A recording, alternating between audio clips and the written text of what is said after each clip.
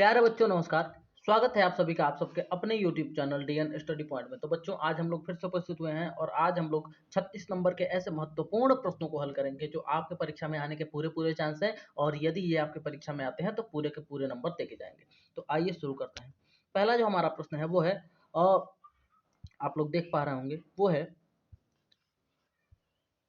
निम्नलिखित मुहावरों एवं लोकोक्तियों का अर्थ लिखकर वाक्य प्रयोग कीजिए। ठीक है, तो मुहावरे और लोकोक्तियां दिए गए हों उनको लिखना है, वाक्य प्रयोग करना है। पहला है अपना उल्लू सीधा करना। इसका जो अर्थ होगा वो होगा अपना स्वार्थ सिद्ध करना या अपना काम निकालना। इसका वाक्य प्रयोग होगा रमेश हर जगह अपना उल्लू सीधा करने की फिराक में रहता है।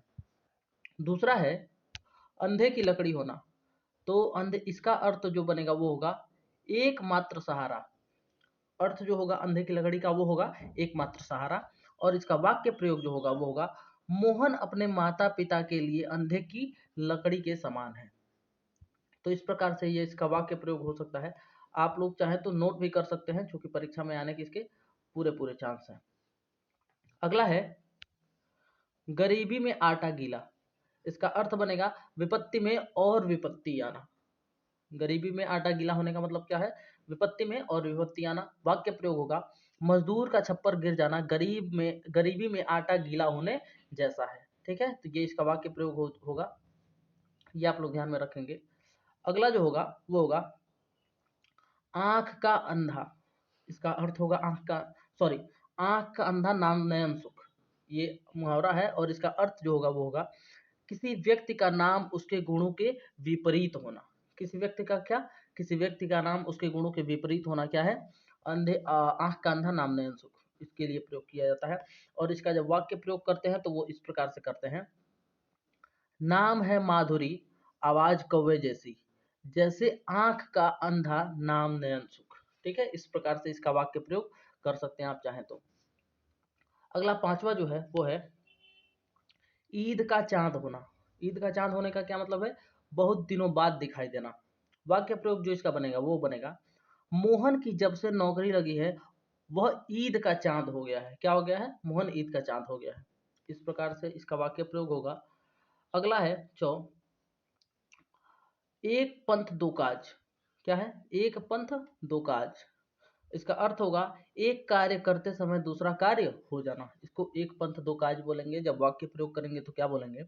मैं एक सम्मेलन में मुंबई जा रहा हूँ, इस बहाने वहां थोड़ा घूम भी लूंगा। इस प्रकार एक पंथ दो काज हो जाएंगे। ठीक है, अगला है अंत भला तो सब भला। क्या? अंत भला तो सब भला। इसका जो अर्थ होगा वो होगा किसी भी काम का आखिरी नतीजा ही सबसे अहम होता है, यानी कि सबसे महत्वपूर्ण होता है। जब वाक्य पर एक प्रयोग करेंगे तो लिखेंगे मैंने पढ़ाई करते हुए बहुत कष्ट झेले पर जब परिणाम अच्छा आया तो अंत भला तो सब भला। मतलब आप लोग पढ़ाई करते हैं, इतनी मेहनत करते हैं और जब आप लोगों को आपके परीक्षा फल मिलते हैं और आपके परीक्षा फल बेहतर होते हैं, आप जैसे अपेक्षा किए रहते हैं वैसा होता है, तो आप लोगों को कितनी खुशी मिलती है।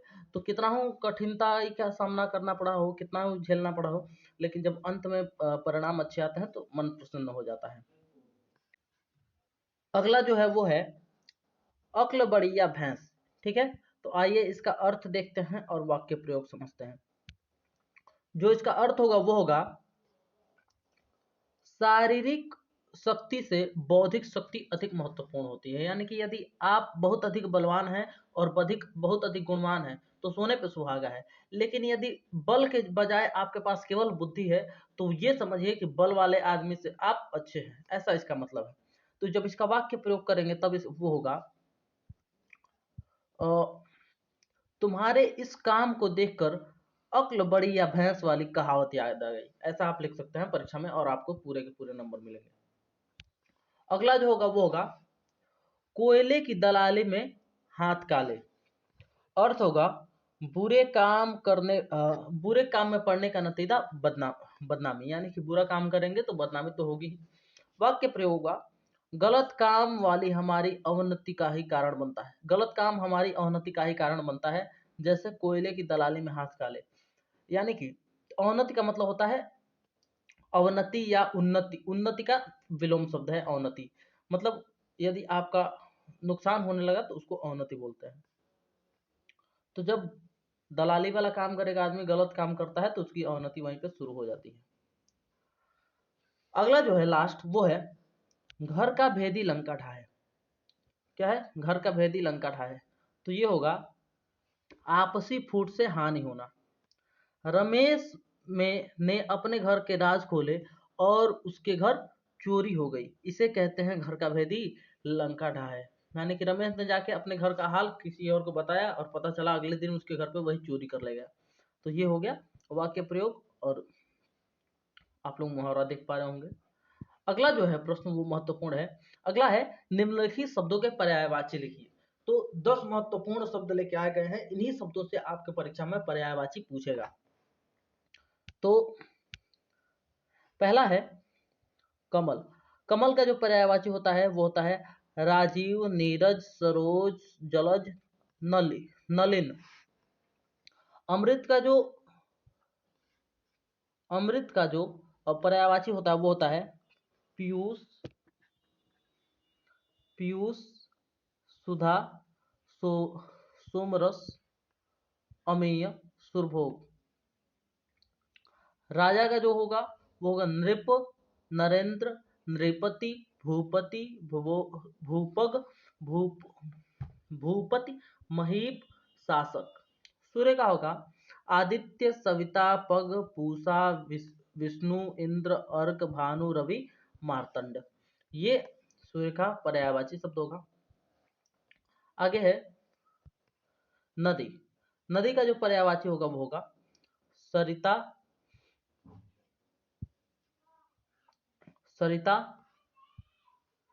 अपगा, आपगा, तटनी, तटिनी, तरंगिणी। पानी का पर्यायवाची होगा जल, जीवन, तोय, नीर, सलील, वारी। अतिथि का जो पर्यायवाची होगा वो होगा पाहुना, मेहमान, आगंतुक, अभ्यागत। ईश्वर का पर्यायवाची होगा अक्षर, अगोचर, अक्षय, जगदीश्वर, प्रभु। पर्वत का पर्यायवाची होगा अचल, कूट, गिरि, तुंग, धराधर, भूधर। ये आपका पर्वत का पर्यायवाची हो जाएगा। और ये जो भी पर्यायवाची आपको दिए गए हैं ये महत्वपूर्ण है परीक्षा की दृष्टि से। अगला है जलधि। समुद्र का होगा जलधि, सिंधु, सागर, सुधानिधि, जलनिधि, धीर निधि। ये आपका समुद्र का पर्यायवाची होगा। तीसरा है निम्नलिखित अनेक शब्दों के लिए एक शब्द लिखिए। तो यहाँ पे तमाम ऐसे अनेक शब्द लिखे गए हैं, इनका एक शब्द क्या होगा वो आपको बताना है। तो ऐसा रोग जिसका उपचार संभव न हो, ऐसा रोग जिसका उपचार न किया जा सकता हो, उसको क्या बोलेंगे? तो उसको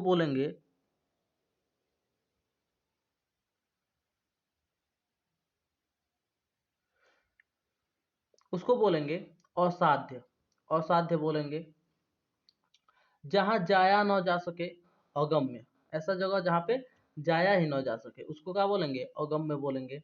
देश में विदेश से माल आने की क्रिया आयात कहलाती है।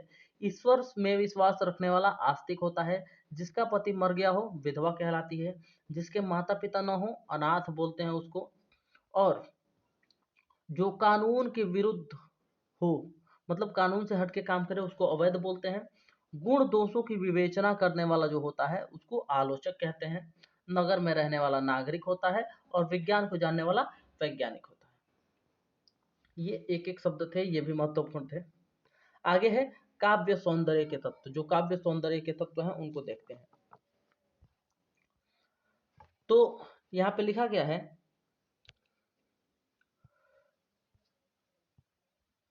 जब विभाव, अनुभाव तथा संचारी भाव का संयोग शोक नामक अस्थाई भाव से होता है तो वहां करुण रस की उत्पत्ति होती है। तो जब विभाव, अनुभाव और संचारी भाव का संयोग होता है किसके? शोक नामक अस्थाई भाव से, तो वहां पे करुण रस की निष्पत्ति होती है। यहाँ पे ज्यादा समझने की आवश्यकता नहीं है, ये चीज याद कर लीजिए, आपकी परीक्षा में पूरे पूरे आने के चांस है। इसका जो उदाहरण है वो हो जाएगा मणि खोए भुजंग से जननी, फंसा पटक रही थी शीश, अंधी आज बनाकर तुझको किया न्याय तुमने जगदीश। अंधी आज बनाकर मुझको किया न्याय तुमने जगदीश। ये ध्यान में रखेंगे और याद करके जाएंगे। श्रृंगार रस का जो होगा वो होगा जब विभाव अनुभव तथा संचारी भाव रति नामक अस्थाई भाव से संयोग करता है तो श्रृंगार रस की उत्पत्ति होती है। एक बात यहाँ पे ध्यान देने योग्य है, ये है कि चाहे करोड़ रस हो चाहे श्रृंगार रस हो, परिभाषा आपका वही चल जाएगा। आपको केवल ये देखना है जो अस्थाई भाव है वो बदल देंगे। यहाँ पे शोक अस्थाई भाव है और यहाँ पे रति अस्थाई भाव है, यहाँ पे शोक अस्थाई भाव है और यहाँ पे रति अस्थाई भाव है। तो ये आप लोग ध्यान देंगे। यहाँ पे शोक के जगह पे रति कर देंगे तो श्रृंगार रस का स्थायी भाव हो जाएगा और लास्ट में लिखेंगे श्रृंगार रस की निष्पत्ति होती है, यहाँ पे लिख देंगे करुण रस की निष्पत्ति होती है। तो परिभाषा वही है। इसका उदाहरण होगा मेरो तो गिरधर गोपाल दूसरों न कोई जाके सिर मोर मुकुट मेरा पति सोई, जाके सिर मोर मुकुट मेरा पति सोई। ठीक है। अगला है उपमा अलंकार। इसकी जो परिभाषा होगी वो है जहां पर किसी एक व्यक्ति या वस्तु की तुलना समानता के आधार पर किसी दूसरे व्यक्ति या वस्तु से की जाती है वहां पर उपमा अलंकार होता है। अलंकार आप लोग को पढ़ाया गया है, आप लोग देख सकते हैं। यहाँ पे लिखा है सिय मुख सुंदर चंद्र समाना। क्या लिखा है? सिय मुख सुंदर चंद्र समाना, यानी कि सिया का सुंदर मुख चंद्रमा के समान है। यहाँ पे इस कारण यहाँ पे उपमा दिया गया है तो उपमा अलंकार होगा। अगला है रूपक अलंकार। जहां उपमेय में उपमान के होने की संभावना या कल्पना की जाती है वहां उत्प्रेक्षा अलंकार होता है। जैसे उस काल मारे क्रोध के तन कांपने लगा उसका, मानो हवा के वेग से सोता हुआ सागर जगा। तो ये ऐसे ये जितने भी चीजें बताई जा रही हैं ये अब तो परीक्षा बहुत नजदीक आ गया है, निकट आ गया है, तो याद करने के लिए बताई जा रही हैं। बाकी समझना है यदि आप लोगों को तो पीछे इसके पहले और भी वीडियो हैं, उनका डिस्क्रिप्शन में लिंक दिया जा रहा है, आप चाहें तो वहां से देख सकते हैं। अगला है दोहा। यह एक अर्ध सम्मात्रिक छंद है। इसमें 4 चरण होते हैं। पहले और तीसरे चरण में 13-13 मात्राएं और दूसरे और चौथे चरण में 11-11 मात्राएं होती हैं तथा इसके तुक मिलते हैं। उदाहरण है मेरी भव बांधा हरो राधा नागर सोई, जा तन की झाई परे श्याम हरित दुति होई। ठीक है, ये इसका उदाहरण हुआ। आगे सोरठा है। सोरठा में लिखा गया है सोरठा मात्रिक छंद है और यह दोहा का ठीक उल्टा होता है। इसके विषम चरणों में 11-11 मात्राएं, विषम का मतलब पहले और तीसरे चरणों में 11-11 मात्राएं, सम चरणों यानी कि द्वितीय और चतुर्थ चरण में 13-13 मात्राएं होती हैं। विषम चरणों के अंत में एक गुरु और एक लघु होना आवश्यक होता है, यानी कि जो भी इसके विषम चरण होंगे उसके अंत में एक लघु और एक गुरु होना आवश्यक है, जो भी मात्राएं होंगी उसमें।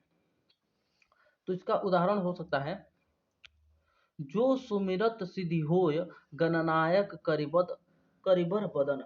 इसके सिवाय यदि आप चाहें तो ये पूरा उदाहरण नहीं है, आप चाहे कहीं और से उदाहरण याद कर लीजिएगा, हमको इस समय मिला नहीं है इसलिए हम नहीं लेके आए हैं। ठीक। अगला जो है वो है पत्र लेखन। देखिए पत्र लेखन भी समझाया गया है, पत्र लेखन पीछे की वीडियो में बताए गए हैं, डिस्क्रिप्शन में उसका लिंक है, आप चाहें तो देख सकते हैं और आपको देखना ही चाहिए, क्योंकि यदि देखते नहीं है तो आपके परीक्षा में नंबर कट जाएंगे।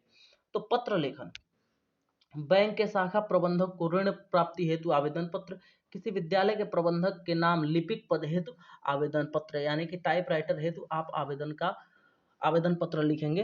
तो किस प्रकार से लिखेंगे, क्या तरीका होगा लिखने का, ये पत्र लेखन वाले वीडियो में आपको बताया गया है, वहां से आप लोग देख सकते हैं। ठीक है।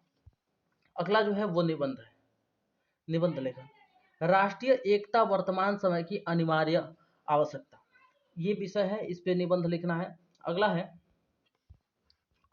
आतंकवाद की समस्या, कारण और निवारण, पर्यावरण प्रदूषण और निराकरण के उपाय, और लास्ट है आधुनिक शिक्षा पद्धति की दिशा और दशा। ये बच्चों जो भी है, जो भी टॉपिक्स यहाँ पे प्रमुख रूप से 4 दिए गए हैं, चाहे निबंध के 4 हों चाहे पत्र लेखन के और भी जो महत्वपूर्ण टॉपिक हैं वो पीछे वीडियो में बताए गए हैं, उसमें आप लोग देख सकते हैं, उसमें जाके देख लीजिएगा। और ये जो महत्वपूर्ण 4 बिंदु बताए गए हैं, इन्हीं 4 बिंदुओं से मुख्य रूप से सारे के सारे प्रश्न बनते हैं निबंध से संबंधित। तो आप लोगों से विनम्र आग्रह है, निवेदन है कि आप लोग अच्छे से पढ़ाई करिएगा और प्रयास ये करिएगा कि पूरा का पूरा ये विषय वस्तु तैयार कर लें, ताकि आपका नंबर कटे न और आप परीक्षा में बेहतर से बेहतर अंक पा सकें, बेहतर प्रदर्शन कर सकें। तो हम लोग ऐसे ही मिलते रहेंगे लगातार, तब तक के लिए धन्यवाद। जय हिंद, जय भारत, वंदे मातरम।